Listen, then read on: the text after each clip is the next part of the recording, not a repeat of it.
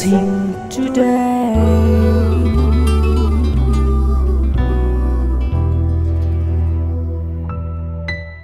Welcome to blessing today.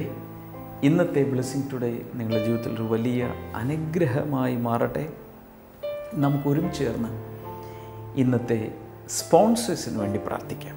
കർത്താവെ, Praveen V എന്ന സഹോദരനായി പ്രാർത്ഥിക്കുന്നു. തൻ്റെ ഭാര്യ മീനയെയും കുട്ടികൾ ജോഷുവയും ജോനാഥാനെയും ദൈവകരങ്ങളിൽ സമർപ്പിച്ച് ഞങ്ങളെല്ലാവരും ചേർന്ന് പ്രാർത്ഥിക്കുന്നു.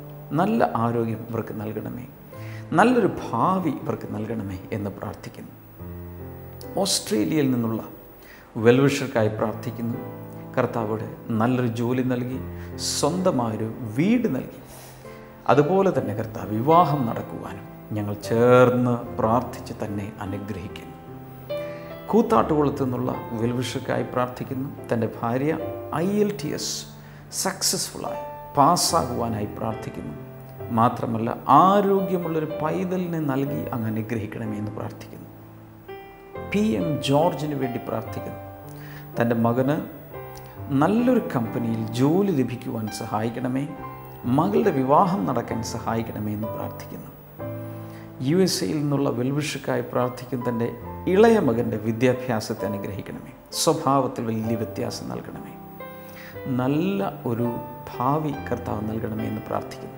ഷാർജയിൽ നിന്നുള്ള വെൽവിഷക്കായി പ്രാർത്ഥിക്കുന്നു. 2 മക്കളെ കർത്താവെ, അവരുടെ സ്റ്റഡീസിൽ നല്ല റിസൾട്ട് ഉണ്ടാകുവാൻ, നല്ലൊരു ഭാവി ഉണ്ടാകാൻ അങ്ങ് സഹായിക്കണമേ എന്ന് പ്രാർത്ഥിക്കുന്നു. കുവൈറ്റിൽ നിന്നുള്ള നീതു ബിജുവിനായി പ്രാർത്ഥിക്കുന്നു. കർത്താവെ, ആരോഗ്യമുള്ള ഒരു കുഞ്ഞിനെ അങ്ങ് നൽകണമേ, നോർമൽ ഡെലിവറി നൽകി അനുഗ്രഹിക്കണമേ എന്ന് പ്രാർത്ഥിക്കുന്നു. ഇന്നത്തെ ഓരോ സ്പോൺസറേയും കർത്താവ് യേശുവിൻ്റെ നാമത്തിൽ ഞങ്ങളെല്ലാവരും ചേർന്ന് അനുഗ്രഹിക്കുന്നു. കർത്താവ് പ്രാർത്ഥന കേട്ടതിനാൽ നന്ദി. യേശുവിൻ്റെ നാമത്തിൽ തന്നെ ആമേൻ. പുതിയ അധ്യയന വർഷം ദൈവത്തിന്റെ അനുഗ്രഹത്തോടെ ആരംഭിക്കുവാൻ ബ്ലെസ്സിംഗ് ടുഡേ ഒരുക്കുന്ന സ്റ്റുഡൻസ് ബ്ലെസ്സിംഗ് പ്രയർ 2015 മെയ് 31 ഞായർ ഉച്ചയ്ക്ക് 12 മണിക്ക് ലോകത്തിന്റെ വിവിധ ഭാഗങ്ങളിലുള്ള ബ്ലെസ്സിംഗ് സെന്ററുകളിൽ ബ്രദർ ഡാമിയൻ തത്സമയ സംപ്രേഷണത്തിലൂടെ വിദ്യാർത്ഥികളെ അനുഗ്രഹിച്ച് പ്രാർത്ഥിക്കുന്നു. കൂടാതെ കൊച്ചിൻ ബ്ലെസ്സിംഗ് സെന്ററിൽ നേരിട്ട് വിദ്യാർത്ഥികളെ അനുഗ്രഹിച്ച് പ്രാർത്ഥിക്കുന്നു. പങ്കെടുത്ത് അനുഗ്രഹം പ്രാപിക്കുക. കൂടുതൽ വിവരങ്ങൾക്ക് 0484 422 111.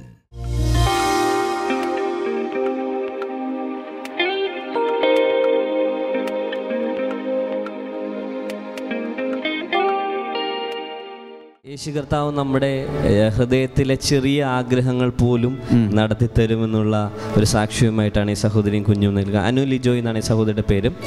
അനു ഇവരുടെ വലിയൊരു ആഗ്രഹമായിരുന്നു ആദ്യത്തെ കുഞ്ഞ് ആൺകുഞ്ഞാകണം.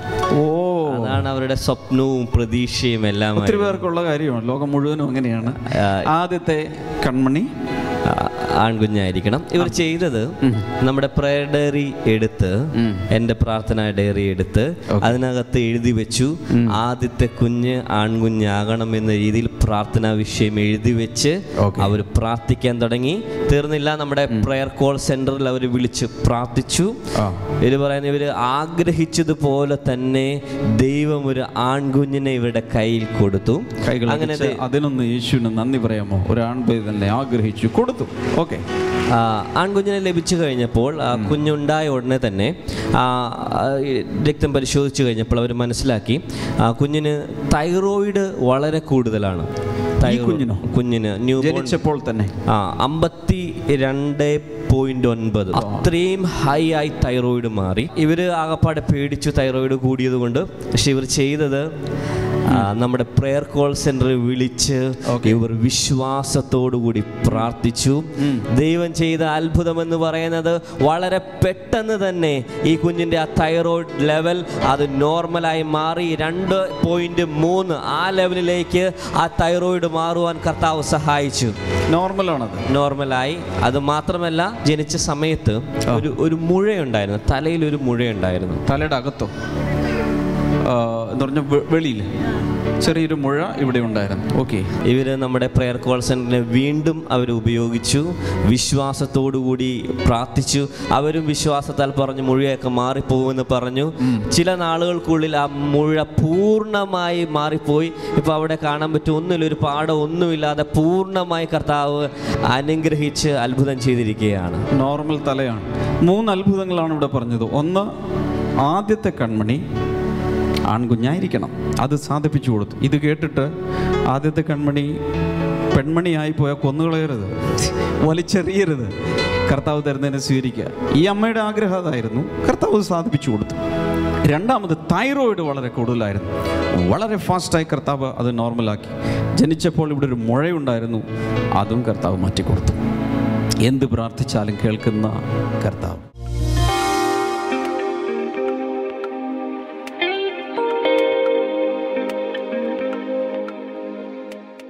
Today, I'm going to speak to you on a very, very special subject. ഇന്ന് ഞാൻ നിങ്ങളോട് പറയാൻ ആഗ്രഹിക്കുന്ന വളരെ പ്രത്യേകതയുള്ള ഒരു സബ്ജക്റ്റാണ്. Living an unshakable life. കുലുക്കമില്ലാത്ത ഒരു ജീവിതം നയിക്കുക. So many people, all of us, when we hear a shocking news, we are shaken, we are afraid. നമ്മളെല്ലാവരും തന്നെ ഒരു ഞെട്ടിപ്പിക്കുന്ന ഒരു വാർത്ത കേട്ടാൽ വളരെ രീതിയിൽ നമ്മൾ കുലുങ്ങാറുണ്ട്. When something happens to our children, നമ്മുടെ കുഞ്ഞുങ്ങൾക്ക് എന്തെങ്കിലും സംഭവിക്കുമ്പോൾ, when something happens to a husband or wife, നമ്മുടെ ഭർത്താക്കന്മാർക്ക് ഭാര്യമാർക്ക് എന്തെങ്കിലും സംഭവിക്കുമ്പോൾ, we are shaken. നമ്മൾ പെട്ടെന്ന് ഞെട്ടിപ്പോകാറുണ്ട്. When we are in debt, we are shaken. നമ്മൾ കടത്തിലായിരിക്കുമ്പോൾ നമ്മൾ ഞെട്ടിപ്പോകാറുണ്ട്. When somebody dies, our life is shaken. ആരെങ്കിലും നമ്മുടെ ജീവിതത്തിൽ വേണ്ടപ്പെട്ടവർ മരിക്കുമ്പോൾ നമ്മുടെ ജീവിതം കുലുങ്ങാറുണ്ട്. And this is what the remedy that we read in the Bible. ഈ ഇങ്ങനെയൊരു പരിഹാരമാണ് നമ്മൾ ദൈവത്തിന്റെ വചനത്തിൽ നമ്മൾ കാണുന്നത്. 1 Peter chapter number 2 1 പത്രോസ് 2-ാം അധ്യായം and verse number 6. അതിന്റെ 6-ാമത്തെ വാക്യം. For in scripture it says, see, I lay a stone in Zion, a chosen and precious cornerstone, and the one who trusts in him will never be put to shame. ഇതാ ഞാൻ സിയോനിൽ ഒരു കല്ല് തിരഞ്ഞെടുക്കപ്പെട്ടതും വിലയേറിയതുമായ മൂലക്കല്ല് തന്നെ സ്ഥാപിക്കുന്നു, അവനിൽ വിശ്വസിക്കുന്നവൻ ഒരിക്കലും ലജ്ജിച്ചു പോകുകയില്ല എന്ന് തിരുവെഴുത്ത് പറയുന്നുവല്ലോ. This is about laying the cornerstone of a building. ഇത് പറയുന്നത് ഒരു കെട്ടിടത്തിന്റെ മൂലക്കല്ല് ഇടുന്നതിനെ പറ്റിയാണ് ഇത് പറയുന്നത്. How many of you have ever attended a function of laying the foundation stone of a house or a building? ആ വീടിന്റെ തറക്കല്ലിടുന്ന ഒരു പരിപാടിയിൽ നിങ്ങൾ ഏതെങ്കിലും സമയത്ത് നിങ്ങൾ പങ്കെടുത്തിട്ടുണ്ടോ? അങ്ങനെയുള്ളവരൊന്ന് കരങ്ങൾ ഉയർത്തി കാണിക്കാമോ? Almost all of us, we have seen how a foundation stone is laid. നമ്മളെല്ലാവരും തന്നെ കണ്ടിട്ടുണ്ടായിരിക്കാം എങ്ങനെയാണ് ഒരു തറക്കല്ല് ഇടുന്നത്. You see, we use thousands of stones to build a house. നമ്മൾ ഒത്തിരി ആയിരക്കണക്കിന് കല്ലുകൾ ഉപയോഗിച്ചാണ് ഒരു വീട് പണിയുന്നത്. Masons and workers are handling thousands of stones. അവരെല്ലാവരും ഒത്തിരി കല്ലുകൾ ഉപയോഗിച്ച് അല്ലെങ്കിൽ മറ്റ് ഇഷ്ടികകൾ ഉപയോഗിച്ചാണ് വീടുകൾ പണിയുന്നത്. But when they lay different stones in different levels, they don't call all people. അവർ വിവിധ സ്ഥലങ്ങളിൽ വിവിധ ഘട്ടങ്ങളിൽ കല്ലുകൾ ഇടുമ്പോൾ അവരെല്ലാവരെയും വിളിക്കാറില്ല. But when they put the cornerstone, the foundation stone, they call all their relatives and friends and neighbors. അവർ തറക്കല്ലിടുമ്പോൾ അല്ലെങ്കിൽ അതിന്റെ മൂലക്കല്ലിടുമ്പോൾ അവരുടെ ബന്ധുക്കൾ, സുഹൃത്തുക്കൾ, അങ്ങനെ വീടിന്റെ ഉടമസ്ഥരുമായി ബന്ധപ്പെട്ട എല്ലാവരെയും അവർ വിളിക്കാറുണ്ട്. Why? എന്തുകൊണ്ടാണ്? Because that is the most important stone in the building of the house. കാരണം ആ കെട്ടിടത്തിന്റെ ആ വീടിന്റെ ഇടുന്ന കല്ലുകളിൽ, എടുത്തു വെക്കുന്ന കല്ലുകളിൽ ഏറ്റവും പ്രധാനപ്പെട്ട കല്ലാണ് ആ മൂലക്കല്ല്. Everybody shout cornerstone. എല്ലാവരും പറഞ്ഞാലും മൂലക്കല്ല്. Okay. മൂലക്കല്ല്. വലതുകരം ഉയർത്തി പിടിച്ചുകൊണ്ട് പറഞ്ഞ മൂലക്കല്ല്. മൂലക്കല്ല്. എല്ലാവരും മൂലക്കല്ല്. Hallelujah. Hallelujah. So the Bible says Jesus is the cornerstone of the building the God is building. Bible പറയുന്നു യേശുവാണ് ദൈവം പണിയുന്ന ഭവനത്തിന്റെ മൂലക്കല്ല്. Hello. Who is the cornerstone? ആരാണ് മൂലക്കല്ല്? Jesus Christ. യേശു കർത്താവാണ്. And I have seen so many buildings collapsing because the foundation was not laid strong. ഞാൻ കണ്ടിട്ടുണ്ട് ഒത്തിരി കെട്ടിടങ്ങൾ, വലിയ വലിയ കെട്ടിടങ്ങൾ തകർന്നു വീഴുന്നത്. കാരണം അതിൻ്റെ തറക്കല്ല്, അടിസ്ഥാന കല്ലുകൾ ഇട്ടിരിക്കുന്നത് അത് ശരിയായ രീതിയിലല്ല. The foundation was not laid properly. അതിൻ്റെ അടിസ്ഥാനം ഇട്ടിരിക്കുന്നത് അത് വളരെ നേരായ രീതിയിലല്ല. Even Jesus spoke a parable about building houses. യേശു കർത്താവ് വീടുകൾ പണിയുന്നതിനെ പറ്റി ഒരു ഉദാഹരണം കൂടെ പറഞ്ഞിട്ടുണ്ട്. There was a foolish man and he started building a house. ഒരു വിഡ്ഢിയായ ഒരു വ്യക്തി ഉണ്ടായിരുന്നു. അദ്ദേഹം വീട് പണിയാൻ തുടങ്ങി. He started to build the house on the sand. അദ്ദേഹം വീട് പണിതത് മണലിന്റെ മീതെയാണ്. He did not dig deep. He did not lay any cornerstone or any foundation stone. There was no foundation at all. But he just started building his house. അദ്ദേഹം ആഴത്തിലോട്ടൊന്നും കുഴിയെടുക്കാതെ അടിസ്ഥാനമായ കല്ലോ തറക്കല്ലോ ഒന്നും ഇടാതെ അദ്ദേഹം ചുമ്മാ മണലിന്റെ മീതെ അദ്ദേഹം വെറുതെ ഒരു വീടങ്ങ് പണിത് വെച്ചു. Building the house is building our own life. ആ വീട് പണിയുന്നത് കാണിക്കുന്നത് നമ്മുടെ ജീവിതം പണിയുന്നതിനെ പറ്റിയാണ്.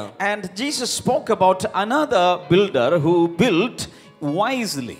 യേശു കർത്താവ് അവിടെ മറ്റൊരു വീട് പണിയുന്ന ഒരു വ്യക്തിയെ കണ്ടിക്കാണ്. അയാളെ പറ്റി പറയുന്നത് ബുദ്ധിമാനായ വീട് പണിയുന്നവൻ. What he did was he dug down deep and he laid a strong foundation. It was a slow process, but he built very beautifully. അദ്ദേഹം ചെയ്തത് അദ്ദേഹം ആഴത്തിൽ കുഴിയെടുത്തു. എന്നിട്ട് അത് തിരി സമയമെടുത്തുള്ള പണിയാണെങ്കിലും അദ്ദേഹം അടിസ്ഥാനത്തിൽ ബലത്തിൽ അവിടെ തറക്കല്ലിട്ട് കല്ലുകളിട്ട് അദ്ദേഹം പണിയുവാനായി. The construction of both the houses were over. രണ്ട് വീടുകളുടെ പണി പൂർത്തിയായി കഴിഞ്ഞപ്പോൾ they had great housewarming function. അവരെല്ലാവരെയും വിളിച്ച് ഒരു ഹൗസ് വാമിങ്ങിന്റെ ഫംഗ്ഷൻ അവിടെ നടന്നു. Everything went well. എല്ലാം നന്നായി നടന്നു. People ate food. ആളുകൾ വന്ന് ഭക്ഷണം കഴിച്ചു. People brought in gifts and presentations. ആളുകൾ വന്ന് ഗിഫ്റ്റുകൾ പ്രസന്റേഷനുകൾ തന്നു. But one day, എന്നാൽ ഒരു ദിവസം a great storm came. വലിയൊരു കാറ്റടിക്കുവാനിടയായി തീർന്നു. And a great rain came. വലിയൊരു മഴയും അതിന്റെ കൂടെ വന്നു. And there was flood all over. അവിടെ വലിയ വെള്ളപ്പൊക്കമുണ്ടായി. Do you know what happened? എന്ത് സംഭവിച്ചു നിങ്ങൾക്കറിയാമല്ലോ? The first house collapsed. ആദ്യത്തെ വീട് അത് താഴെ വീഴുവാനിടയായി തീർന്നു. But the second house, in spite of all these natural problems, it stood strong. അവിടെ ഉണ്ടായിരുന്ന എല്ലാ പരിസ്ഥിതിയിലുള്ള പ്രശ്നങ്ങളെയും അതിജീവിച്ച്, കാറ്റിനെയും കോളിനെയും എല്ലാം അതിജീവിച്ച് ആ രണ്ടാമത് പണിത വീട് അവിടെ ഉറച്ചു നിൽക്കുവാനിടയായി തീർന്നു. Why? There was a cornerstone, there was a strong foundation, it was built strong. എന്തുകൊണ്ടാണെന്ന് നിങ്ങൾക്കറിയാമല്ലോ? അവിടെ ഒരു നല്ലൊരു മൂലക്കല്ലുണ്ടായിരുന്നു. അതിനോടനുബന്ധിച്ച് തറക്കല്ലുകൾ, അടിസ്ഥാനത്തിൽ ഒത്തിരി കല്ലുകളിട്ട് ഉറപ്പിൽ പണിതുകൊണ്ടാണ് ആ വീട്, രണ്ടാമത്തെ വീടിന് ഒരു പ്രശ്നവുമില്ലാതെ നിലനിന്നത്. The building of the house is what? വീട് പണിയുന്നതിനെ പറ്റി പറയുന്നത് അതെന്താണ്? It is our own life. അത് നമ്മുടെ ജീവിതം പണിയുന്നതാണ്. So when we build our life, നമ്മുടെ ജീവിതം നമ്മൾ പണിയുമ്പോൾ there should be a strong foundation. അതിന് നല്ലൊരു അടിസ്ഥാനം ആവശ്യമാണ്. Before you lay the foundation, നിങ്ങൾ അടിസ്ഥാനം ഇടുന്നതിന് മുൻപ് you have to put the cornerstone. അതിന്റെ മൂലക്കല്ല് ആദ്യം ഇടേണ്ടതുണ്ട്. And the scripture says, Bible പറയുകയാണ്, see, I lay a stone in Zion, a chosen and precious cornerstone, and the one who trusts in him will never be put to shame. ഇതാ ഞാൻ സിയോനിൽ ഒരു കല്ല് തിരഞ്ഞെടുക്കപ്പെട്ടതും വിലയേറിയതുമായ മൂലക്കല്ല് തന്നെ സ്ഥാപിക്കുന്നു. അവനിൽ വിശ്വസിക്കുന്നവൻ ഒരിക്കലും ലജ്ജിച്ചു പോകുകയില്ല. If you trust in Jesus, your life will never be put to shame in any occasion. നിങ്ങൾ യേശുവിൽ ആശ്രയിക്കുന്ന ഒരു വ്യക്തിയാണെങ്കിൽ നിങ്ങളുടെ ജീവിതത്തിൽ എത്ര മോശകരമായ, എത്ര വലിയ സാഹചര്യങ്ങളിൽ നിങ്ങൾ കടന്നുപോയാലും അവിടെയെല്ലാം നാണിച്ച് തല കുനിക്കേണ്ട അവസ്ഥ കർത്താവ് നിങ്ങൾക്ക് വരുത്തുകയില്ല. ഒന്നുകൂടി പറഞ്ഞാലേ എല്ലായിടത്തും എത്തുള്ളൂ. ഒന്നുകൂടി പറഞ്ഞു. നിങ്ങൾ യേശുവിൽ വിശ്വസിക്കുന്ന വ്യക്തിയാണെങ്കിൽ നിങ്ങളുടെ ജീവിതത്തിൽ എത്ര വലിയ വിഷമകരമായ പ്രശ്നത്തിലൂടെ, ഘട്ടങ്ങളിലൂടെ നിങ്ങൾ കടന്നു പോയാലും യേശു നിങ്ങളുടെ കൂടെ ഉള്ളത് കൊണ്ട് നിങ്ങൾ മറ്റുള്ളവരുടെ മുൻപിൽ തല കുനിച്ച് നിൽക്കേണ്ട ഗതികേട് നിങ്ങൾക്ക് വരികയില്ല. Jesus is the precious cornerstone. യേശു കർത്താവാണ് വിലയേറിയ മൂലക്കല്ല്. Hallelujah. Hallelujah. And when you are life is built upon this foundation or this cornerstone, നിങ്ങളുടെ ജീവിതം ഈ മൂലക്കല്ലിൽ ഈ ഫൗണ്ടേഷൻ സ്റ്റോണിൽ ഇതിനകത്ത് നിങ്ങൾ പണിയുമ്പോൾ, you will never be shaken in your life. നിങ്ങളുടെ ജീവിതത്തിൽ ഒരിക്കലും നിങ്ങൾ കുലുങ്ങി പോകുകയില്ല. But if you don't have this cornerstone, എന്നാൽ നിങ്ങളുടെ ജീവിതത്തിൽ ഈ മൂലക്കല്ല് ഇല്ലെങ്കിൽ your life will be shaken. നിങ്ങളുടെ ജീവിതം അത് കുലുങ്ങിയേക്കാം. On silly reasons you will be trembling in your shoes. കൊച്ചു കൊച്ചു കാര്യങ്ങൾ വരുമ്പോൾ നിങ്ങളുടെ മുട്ടിടിക്കാൻ തുടങ്ങും. Always worried, എപ്പോഴും always anxiety, എപ്പോഴും ഉത്കണ്ഠ, always caring for the future. എപ്പോഴും ഭാവിയിൽ എന്ത് സംഭവിക്കുമെന്ന് ഓർത്ത് അതിനു വേണ്ടി കരുതിക്കൊണ്ടിരിക്കുകയാണ്. But if Jesus is there in your life as the cornerstone, എന്നാൽ യേശു കർത്താവ് നിങ്ങളുടെ ജീവിതത്തിൽ ഒരു മൂലക്കല്ലായി ഉണ്ടെങ്കിൽ you have nothing to be afraid of. നിങ്ങളുടെ ജീവിതത്തിൽ ഒന്നിനെയും പേടിക്കേണ്ട കാര്യമില്ല. Hallelujah. Hallelujah. I'm going to show you another verse from the book of Psalm. സങ്കീർത്തനങ്ങളിൽ നിന്ന് മറ്റൊരു കാര്യം വാക്യം ഞാൻ കാണിക്കാൻ Psalm പോവുകയാണ്. 125. സങ്കീർത്തനം 125ാമത്തെ സങ്കീർത്തനം. And the very first verse, അതിന്റെ ആദ്യത്തെ വാക്യങ്ങളിൽ it reads, those who trust in the Lord are like Mount Zion, which cannot be shaken but endures forever. യഹോവയിൽ ആശ്രയിക്കുന്നവർ സിയോൻ പർവ്വതം പോലെ അത് ഇളകാതെ എന്നേക്കും നിലനിൽക്കുന്നു. ഒന്നുകൂടി വായിക്കാമോ? യഹോവയിൽ ആശ്രയിക്കുന്നവർ, കർത്താവിൽ ആശ്രയിക്കുന്നവർ സിയോൻ പർവ്വതം പോലെയാണ്. സിയോൻ പർവ്വതം പോലെയാണ്. അത് ഇളകാതെ എന്നേക്കും നിലനിൽക്കുന്നു. എന്നും എന്നേക്കും നിലനിൽക്കുന്നു.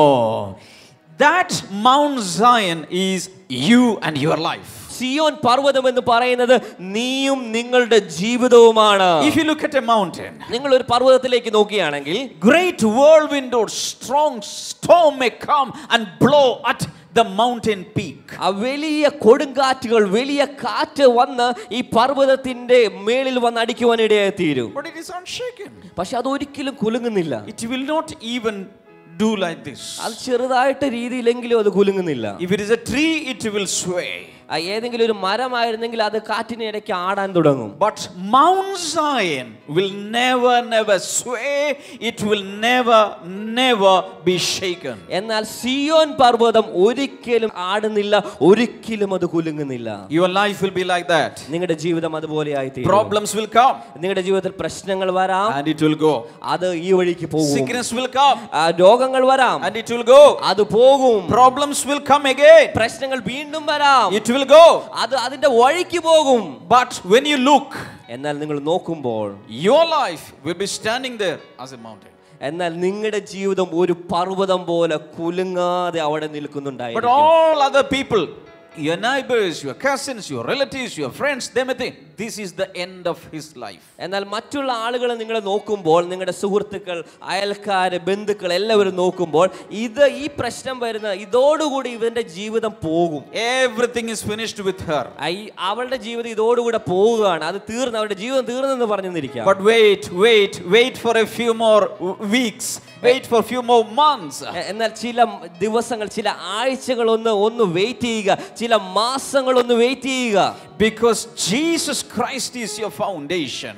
യേശു കർത്താവാണ് നിങ്ങളുടെ അടിസ്ഥാനം. So you will never be moved. അതുകൊണ്ട് നിങ്ങൾ ഒരിക്കലും ചലിക്കുകയില്ല. Unshaken trust in the Lord will give you an unshaken life. യേശുവിലുള്ള കുലുങ്ങാത്ത ഉറച്ച വിശ്വാസത്തിന് നല്ല ശക്തിയുള്ള ഉറപ്പുള്ള ഒരു ജീവിതം കർത്താവിന് നിങ്ങൾക്ക് തരുവാൻ കഴിയും. Isaiah 12 and verse number 2 says, യെശയ്യാ പ്രവാചകന്റെ പുസ്തകം 12ന്റെ 2ാമത്തെ വാക്യം പറയുന്നു, Surely God is my salvation. I will trust and not be afraid. The Lord himself is my strength and my defense. He has become my salvation. ഇതാ യഹോവ എന്റെ രക്ഷയാകുന്നു, Yes. ഞാൻ വിശ്വസിക്കും, ഭയപ്പെടുകയില്ല. യഹോവയായ ദൈവം എന്റെ ബലവും സങ്കേതവുമാകുന്നു, അവിടുന്ന് എന്റെ രക്ഷയായും തീർന്നിരിക്കുന്നു. This man says, God is my salvation. ഇവിടെ ഈ മനുഷ്യൻ പറയുകയാണ്, ദൈവം എന്റെ രക്ഷയാകുന്നു. എന്തിൽ നിന്നുള്ള രക്ഷ? എന്തിൽ നിന്നുള്ള രക്ഷ? ആത്മാവിന്റെ രക്ഷ മാത്രമല്ല, എന്തിൽ നിന്നുമുള്ള രക്ഷ കർത്താവാണ്. ഹല്ലേലൂയ. എത്ര വലിയ പ്രശ്നം വന്നാലും ആ സമയത്ത് പറയണം, ഗോഡ് ഈസ് മൈ സാൽവേഷൻ. എന്ത് വലിയ പ്രശ്നം പറഞ്ഞാലും പറയണം, ദൈവം എൻ്റെ രക്ഷയാകുന്നു. And when we trust in the Lord, നമ്മൾ ദൈവത്തിൽ ആശ്രയിക്കുമ്പോൾ all the phobias that we have will flee away. നമ്മുടെ ജീവിതത്തിലുള്ള എല്ലാ ഭയങ്ങളും അത് നമ്മുടെ ജീവിതത്തിൽ നിന്ന് ഓടിപ്പോകും. Because the Lord is our strength. കാരണം ദൈവമാണ് നമ്മുടെ ശക്തി. And He is our defense. ദൈവമാണ് നമ്മുടെ പ്രതിരോധമായി ദൈവം നിൽക്കുന്നത്. Hallelujah. Hallelujah.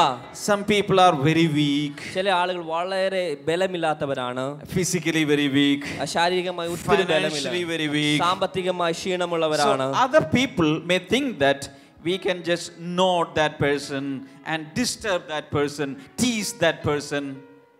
മറ്റുള്ള ആളുകൾ പറയും, ഈ മനുഷ്യനെ ഇങ്ങനെ തോണ്ടാം, ഞോണ്ടാം, ഇവനെ ഒന്ന് ഇളക്കാം, ഇവനെ ഒന്ന് കളിയാക്കാം, ഇവന്റെ ജീവിതത്തിൽ ഒരു പ്രശ്നം ഉണ്ടാക്കാം എന്ന് മറ്റുള്ള ആളുകൾ വിചാരിക്കും. But do you know something? എന്നാൽ നിങ്ങൾക്കൊരു കാര്യം If you are അറിയാമോ? a weak person, നിങ്ങൾ ഒരു ബലഹീനനായ ഒരു വ്യക്തിയാണെങ്കിൽ a strong person will come behind you.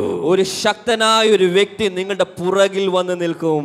And he will be your protection. അവനാകുന്നു നിങ്ങളുടെ സംരക്ഷകൻ. Whatever comes, he will protect, he will resist. നിങ്ങളുടെ ജീവിതത്തിൽ എന്ത് പ്രശ്നം വന്നാലും അവൻ അത് എതിർക്കും, അവൻ നിങ്ങളുടെ ആ പ്രശ്നങ്ങളിൽ നിന്ന് വിടുവിക്കും. That is what God is doing. അതാണ് ദൈവം നമ്മുടെ ജീവിതത്തിൽ ചെയ്തുകൊണ്ടിരിക്കുന്നത്. Some people think, if I have money, I can do anything.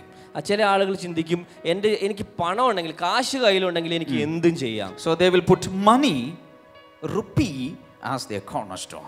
അങ്ങനെയുള്ള ആളുകൾ പണം അവരുടെ ജീവിതത്തിന്റെ മൂലക്കല്ലായി അവരത് പ്രതിഷ്ഠിക്കും. Some people think that if I have physical strength, ചില ആളുകൾ വിചാരിക്കും, എനിക്ക് നല്ല ആരോഗ്യമുണ്ടെങ്കിൽ people will be respecting me, honoring me. ആളുകൾ എന്നെ ബഹുമാനിക്കും. So they think that the physical strength is the cornerstone. അവർ ചിന്തിക്കുന്നത് അവരുടെ ജീവിതത്തിലെ കോർണർ സ്റ്റോൺ അവരുടെ ശരീരത്തിന്റെ ബലമാണ്. So people lay different stones as their cornerstone. അതുകൊണ്ട് പല ആളുകളും പല കാര്യങ്ങൾ അവരുടെ ജീവിതത്തിലെ മൂലക്കല്ലായി അവർ മാറ്റാറുണ്ട്. But in the first verse that we read, the Bible says, I lay a stone in Zion, a chosen and precious cornerstone. തെരഞ്ഞെടുത്ത വിലയേറിയ ഒരു മൂലക്കല്ല് ഞാൻ സ്ഥാപിച്ചിരിക്കുകയാണ്. We cannot choose this cornerstone. It is already chosen by God the Father. നമുക്ക് ഈ മൂലക്കല്ലിനെ തിരഞ്ഞെടുക്കുവാൻ കഴിയില്ല. ഇത് നേരത്തെ തന്നെ സ്വർഗ്ഗത്തിലെ പിതാവ് തിരഞ്ഞെടുത്ത് അതിനെ സ്ഥാപിച്ചു വെച്ചിരിക്കുകയാണ്. We can only accept the cornerstone. നമുക്ക് ചെയ്യുവാൻ കഴിയുന്ന ഒരേ ഒരു കാര്യം ഈ മൂലക്കല്ലിനെ അങ്ങ് സ്വീകരിക്കുക മാത്രമാണ്. We can only accept the already chosen precious cornerstone. അത് നിലനിൽക്കുന്ന ഇപ്പോൾ തിരഞ്ഞെടുക്കപ്പെട്ട ദൈവത്താൽ തിരഞ്ഞെടുക്കപ്പെട്ട ആ മൂലക്കല്ലിനെ അത് നമ്മുടേതാക്കി സ്വീകരിക്കുവാൻ മാത്രമേ നമുക്ക് കഴിയുകയുള്ളൂ.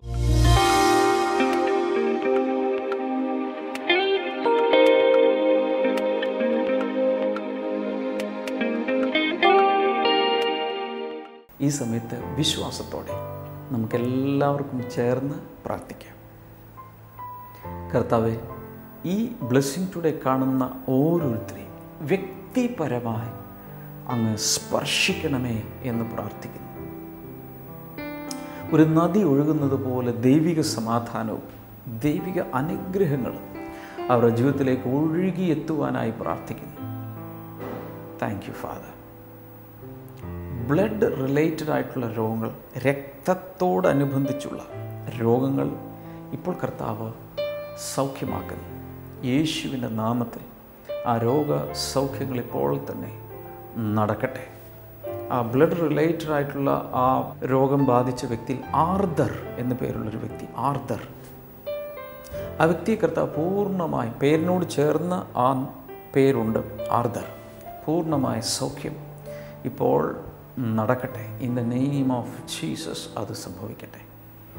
Thank you father. അതുപോലെ കൈയുടെ റിസ്റ്റ് ഈ ഭാഗത്ത്, കൈയുടെ ഈ ഭാഗത്ത് വലിയ പ്രയാസമുള്ള ചില വ്യക്തികളെ കർത്താവ് സൗഖ്യമാക്കുന്നുണ്ട്. അതിനൊരു സർജറി വേണം എന്നൊക്കെ പറഞ്ഞിരിക്കുന്ന വ്യക്തികൾ പൂർണ്ണ സൗഖ്യം അവർക്ക് ഉണ്ടാകട്ടെ. സ്പോണ്ടിലൈറ്റിസ് പൂർണ്ണമായും സൗഖ്യമാകട്ടെ.